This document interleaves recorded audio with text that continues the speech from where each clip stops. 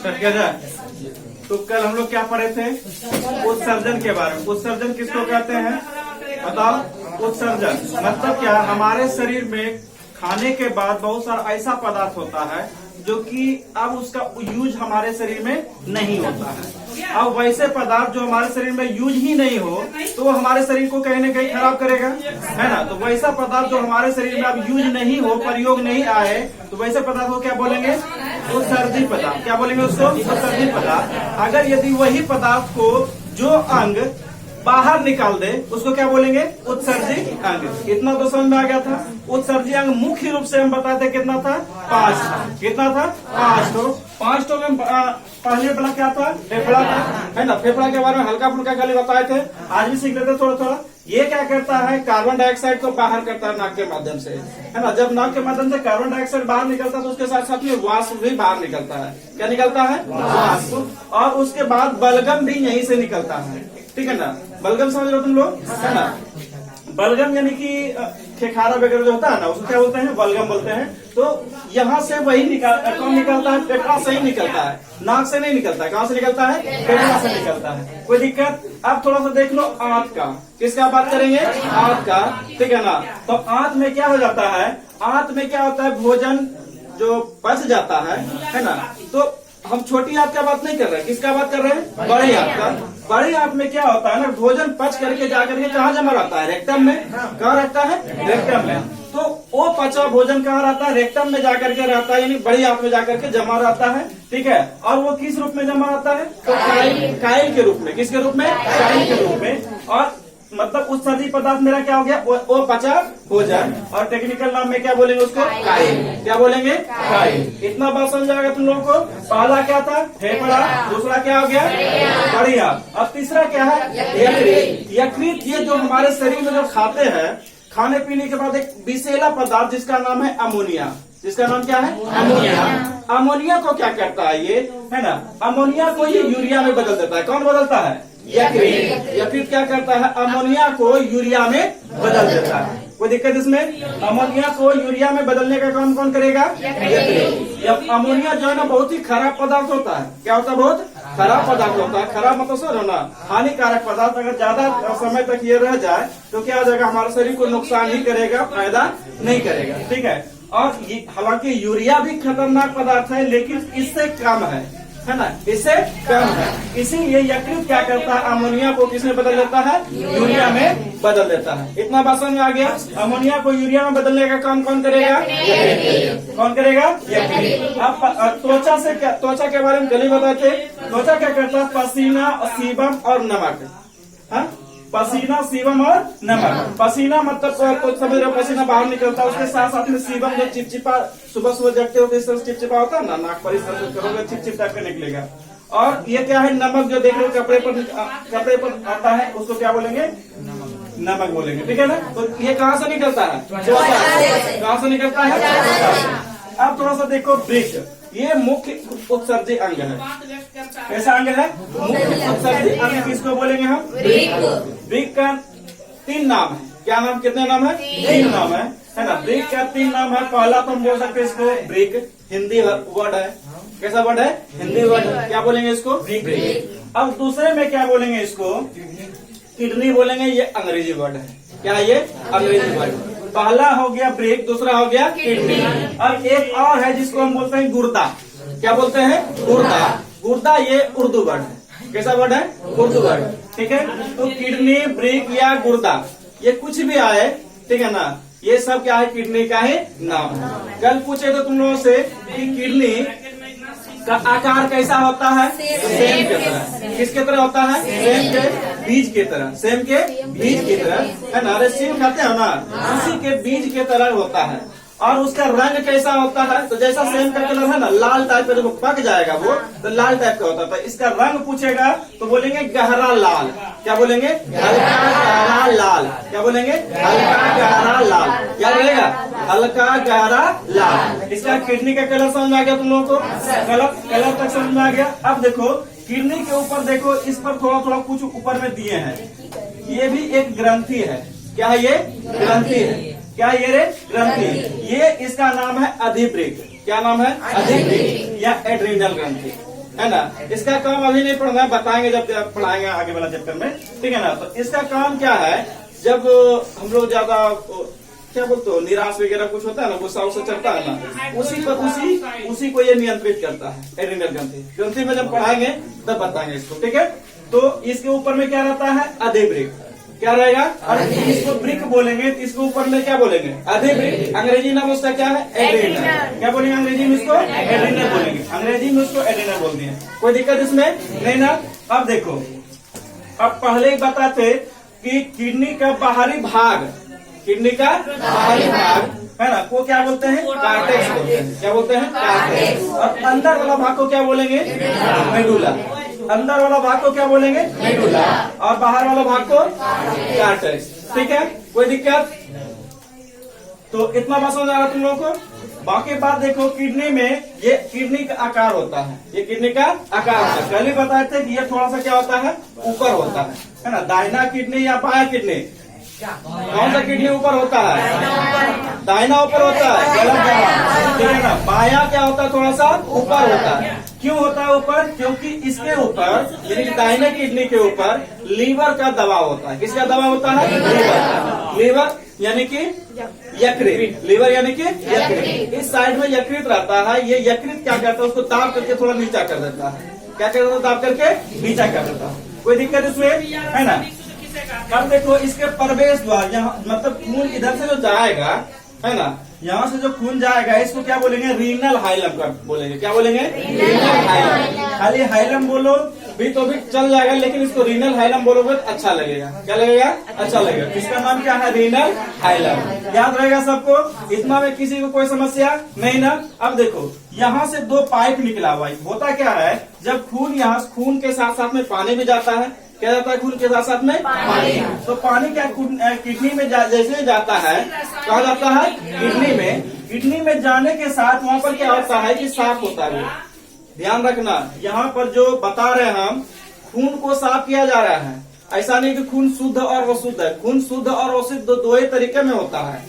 जब उसमें ऑक्सीजन मिलेगा तब वो शुद्ध रक्त कहलाएगा, और जब कार्बन डाइऑक्साइड मिलेगा तो अशुद्ध रक्त। लेकिन यहाँ पर जो खराब पदार्थ उसको छानने के लिए कहा जाता है किडनी में, है ना, कहा जाता है किडनी में। किडनी में जाने के बाद क्या होता है कि छानने के बाद क्या जो पानी बचता है उसका, जब पूरा छान उनके खत्म हो जाता है इसका कहानी, तो जो पानी बचता है तो इसी दोनों पाइप के द्वारा, इसी दोनों नली के द्वारा, ठीक है ना, कहाँ आता है, मूत्राशय में चला आता है। इस दोनों पाइप का नाम क्या है, पहले अंग्रेजी में क्या बोलेंगे इसको, यूरेटर। क्या बोलेंगे, यूरेटर। क्या बोलेंगे, यूरेटर। इसको हिंदी में बोलेंगे मूत्रवाहिनी। क्या बोलेंगे, मूत्रवाहिनी। अब देखो, इसको क्या बोलते हैं, ब्लडर। क्या बोलते हैं, ब्लडर। ब्लडर नेक, इसको बोलेंगे ब्लडर नेक, मतलब मूत्र मार्ग, है ना। क्या बोलेंगे, मूत्र मार्ग। सारा मतलब किडनी छानने के बाद पानी को, है ना, छानने के बाद सब कहाँ रहेगा जाकर के, तो ब्लडर में रहेगा। कहाँ रहेगा, ब्लडर में, मूत्राशय में रहेगा। कहाँ रहेगा, मूत्राशय में जाकर के ये जमा रहेगा। इतना बात में किसी को समस्या नहीं ना। आगे बढ़ा जाए। अब देखो, इसके अंदर में कल थोड़ा सा गलती बता दिए थे। क्या बताते थे कि 1,30,000, लेकिन लगभग कितना रहता है, 10 लाख। इसके अंदर में बहुत सारा पतला पतला नसें होते हैं। क्या होता है, पतला पतला नसें होता है। वो नस जो है ना, उस नस को हम लोग क्या बोलते हैं, नेफ्रॉन। क्या बोलते हैं, नेफ्रॉन।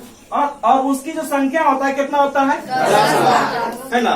अब उसको अगर यदि माइक्रोस्कोप पर देखा गया, बड़ा करके जूम करके, है ना, जूम बड़ा करके देखा गया, तो एक नस का जो आकार दिख रहा है तुमको, है ना, यहाँ से लेकर के जो यहाँ तक दिख रहा है, यही क्या है, एक नस का आकार है। मतलब एक नेफ्रॉन है इसमें, है ना, इसी एक नेफ्रॉन के बता रहा है। और उसमें क्या कितना नस है, 10 लाख। कितना नस है, 10 लाख। अब देखो, तो एक नस के, इसीलिए क्या हुआ, एक तो इकाई मतलब क्या होता है, जैसे घर बनाते हैं, तो घर बनाने में क्या होता है, उसका इकाई क्या होगा पता है। घर में देखो, ईटा लगाते हैं, सीमेंट, बालू, छड़, सब कुछ लगाते हैं ना। लेकिन घर बनता कैसे, एक ईटे को जोड़ते हैं तब में घर बनता है।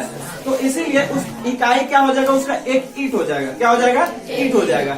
लेकिन अगर हम यहाँ पर, तो हम किडनी की बात कर रहे हैं, किडनी का इकाई क्या हो जाएगा, नेफ्रॉन हो जाएगा। क्या हो जाएगा, नेफ्रॉन। याद रहेगा, किडनी का इकाई क्या होगा, नेफ्रॉन, है ना। इतना बात तो याद रहेगा, ऑब्जेक्टिव में हमेशा पूछा जाता है ना। वृक्क का क्रियात्मक इकाई किसे कहा जाता है? क्या बोलोगे? नेफ्रॉन। याद रहेगा। अब नेफ्रॉन का ये चित्र है, ठीक है। तो चित्र में देखो सबसे पहले क्या है, इसको क्या बोलेंगे हम? ग्लोमेरुलस। क्या बोलेंगे? ग्लोमेरुलस। यहाँ है ग्लोमेरुलस, और इसके बाद वाला भाग यहाँ से यहाँ तक जो है इसको क्या बोलेंगे? वोमेन संपुट या कैप्सूल। क्या बोलेंगे?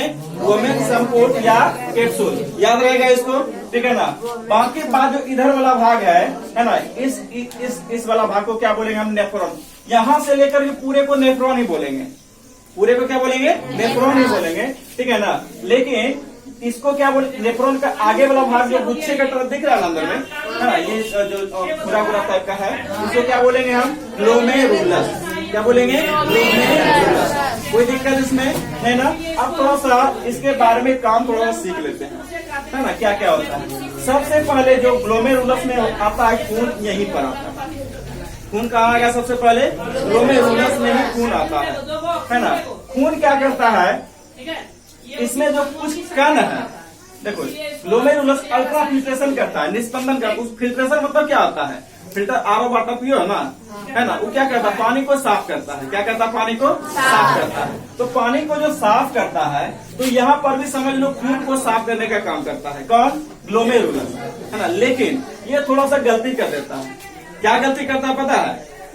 गलती ये कर देता है कि ये जो है रक्त में जो कण है, कणों को नहीं छानता है, कणों को भी छान देता है। छान देना मतलब समझ रहे ना, मतलब कि यहाँ पर जब खून आया तो खून के साथ साथ में सिर्फ पानी को छानना चाहिए इसको, लेकिन ये क्या करता है?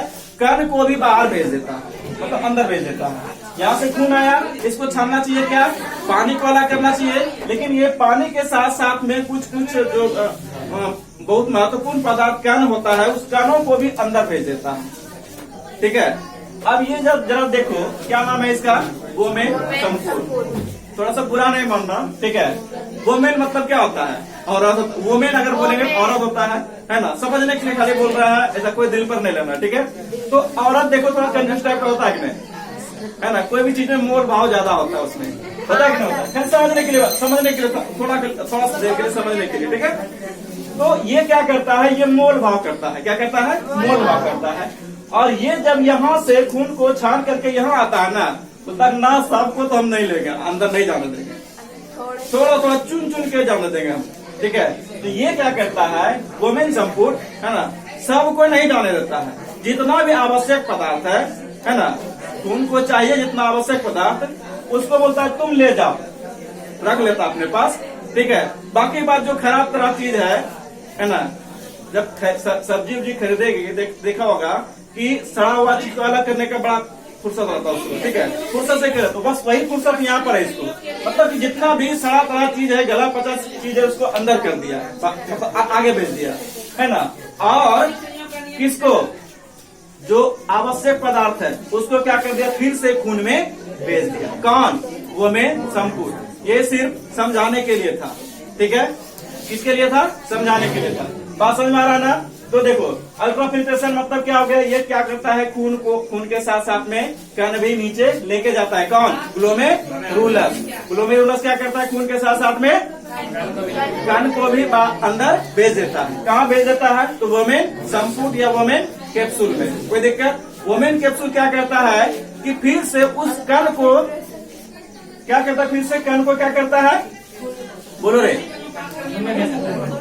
उसको रोक लेता है, छान करके फिर खून में भेज देता है, ठीक है।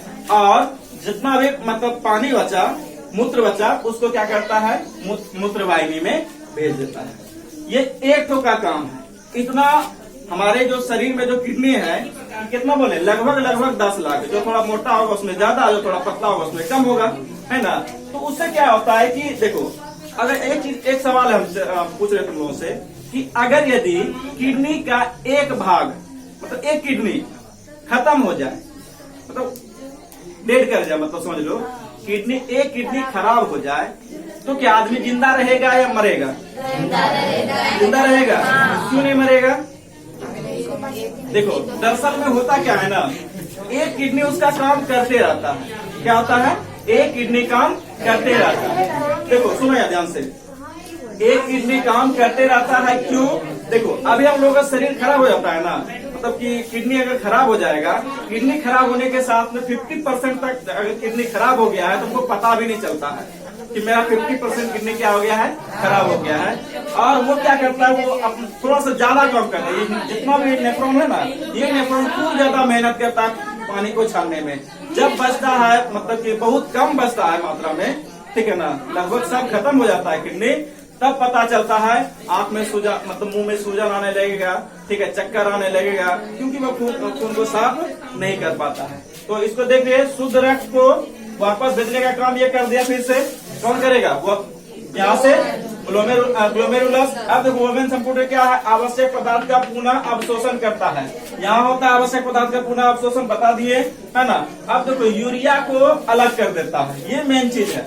वोवेन संपुट क्या करता है, यहाँ से क्या होता है, यूरिया को, देखो पेशाब जो निकलता है हम लोगों का, वो यूरिया ही है मेन रूप से। क्या है, यूरिया ही।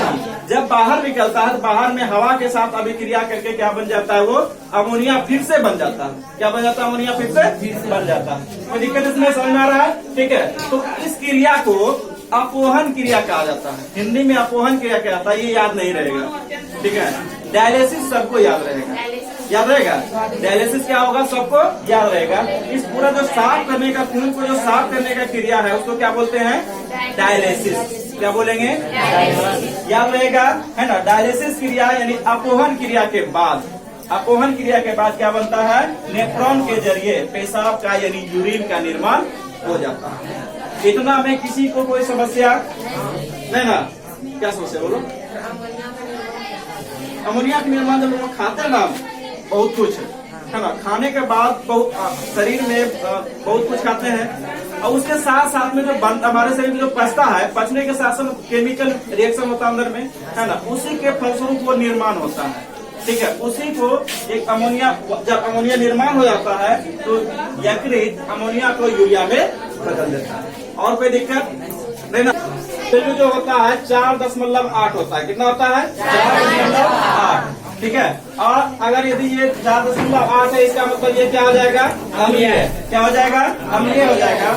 और इसका पेशाब का जो पीला रंग होता है, ये क्यों होता है पता है, तो यूरोक्रोम के कारण। किसके कारण होता है, यूरोक्रोम के कारण पेशाब का रंग कैसा होता है, पीला होता है। कोई दिक्कत। अब देखो पथरी उतरी हो जाता है, होता है किडनी में पथरी हो जाता है, तो पथरी होने का कारण क्या होता है, उसमें कैल्शियम ऑक्जिलेट, क्या बोले, कैल्शियम ऑक्जिलेट, है ना, जम जाता है किडनी के पास जाकर के, किडनी के पास जाकर के कैल्शियम ऑक्जिलेट जम जाता है, और जिसके कारण पथरी हो जाता है। इतना सा था मेरा मानव में उत्सर्जन। कोई दिक्कत इसमें। अब देखो क्या है, पादप में, पादप में कोई भी उत्सर्जी अंग नहीं होता है, याद रखना, है ना। मुख्य रूप से कोई उत्सर्जी अंग नहीं होता, जैसे कि किडनी था ना, फेफड़ा था ना हम लोगों का, लेकिन इसमें उस तरह का कोई भी अंग नहीं होता है। तो इसमें जो मुख्य रूप से उत्पाद होता है, मतलब उत्सर्जन होता है, पहला तो है ऑक्सीजन, बाहर निकलता है ऑक्सीजन, कार्बन डाइऑक्साइड को लेता है, ऑक्सीजन को बाहर करता है। और दूसरा क्या है, जलवाष्प, है ना, पानी के रूप में जो जलवाष्प जो है बाहर छोड़ा जाता है पत्ती के माध्यम से। कोई दिक्कत नहीं ना। अब देखो इससे जो मुख्य रूप से जो इसका जो उत्सर्जित पदार्थ है आता है क्वेश्चन में ये, ठीक है, कि पादप का मुख्य उत्पाद उत्सर्जित पदार्थ कौन सा है, तो उसमें टेनिन, रेजिन, गोंद और लेटेक्स। बोलो एक बार तो, टेनिन, रेजिन, गोंद और लेटेक्स। टेनिन, रेजिन, गोंद और लेटेक्स, यही तीन चार जो है मुख्य रूप से है। तुम्हारे किताब में हमको लगता है इतने सा दिया होगा, ये भी दिया होगा ये भी, ठीक है। लेटेक्स भी दिया हुआ, ठीक है। तो टेनिन कहाँ पाया जाता है, तो वृक्ष के छाल में। कहाँ पाया जाता है, वृक्ष के छाल में। कोई दिक्कत इसमें। और रेजिन और गोंद जाइलम उत्तक पता थे ना, मृत होता है ये, पता था कि नहीं। तो इसी जाइलम उत्तक में रेजिन और गोंद दोनों पाया जाता है। दोनों किसे पाया जाएगा, जाइलम। कोई दिक्कत। अब देखो इसके बाद रेजिन ज्यादातर मात्रा में किसमें पाया जाता है, तो चीड़ के पेड़ में। किसके पेड़ में, चीड़ के पेड़ में, ठीक है। और गोंद किसमें पाया जाएगा, बबूल के पेड़ में। किसमें, बबूल के पेड़ में। अब देखो लेटेक्स क्या होता है ना, पीपल का, बरगद का, ठीक है, फिर पीपल लिख दिए हैं, है ना। पीपल, बरगद, इसका जो ताजा पत्ता होता है ना, पत्ता को तोड़ना तो उसमें उजला उजला दूध टाइप का कुछ निकलता है ना।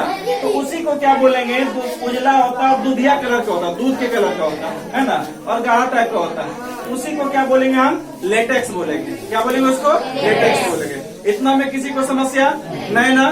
चलो आज भर इतना ही।